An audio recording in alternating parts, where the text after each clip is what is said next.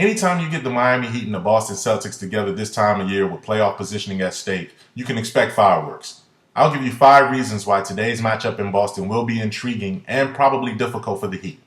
You start off with the player Rajon Rondo. Rondo has always been a nemesis for the Miami Heat. He's been a thorn in their side because of his ability to control everything on the court on both ends of the court. In the month of March, Rondo has recorded 219 assists to break a 56-year-old franchise mark held by Bob Cousy. Since those trade rumors died down, Rondo has settled into his game and has settled down this franchise. From there, you have to go to the way the Celtics have filled in the gaps, but considering the injuries that they've had over the recent weeks. They've not only lost Jermaine O'Neal, but also Michael Pietrus to a recent concussion, and Ray Allen has been in and out of the lineup.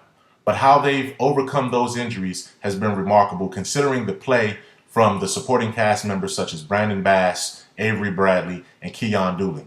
Those 3 guys have helped them stem the tide and kept Boston afloat during what could have been a rocky transition into the stretch run of the season.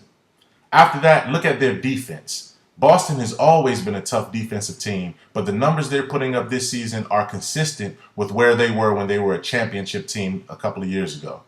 Boston ranks in the top 3 in the league in points allowed, points given up per 100 possessions, and field goal percentage defense. What they're doing is strangling teams. Teams are only scoring about 90 points a game against these guys and are shooting 42%. That's typical, traditional Boston defense under Doc Rivers and of the Big 3 era. After that, look at Kevin Garnett. He seems to have found the fountain of youth over the month of March. This is a guy that at 36 years old, he'll be 36 in May, has turned back the clock and is giving you double-doubles and 20-point games almost every other night now. What he's done in just the last 11 games has been phenomenal. Garnett has averaged about 19 points a game, and he's shooting 54.3% in the month of March. This is all part of his transition to more minutes at the center position, where he still has a quickness advantage and a craftiness advantage around the basket against opposing fives. And last but not least, Boston is and has posted the second best record in the league since the All-Star break. They went into the break at 15-17, stumbling and fumbling and falling out, potentially out of the playoff mix, to becoming a firm contender in the East again.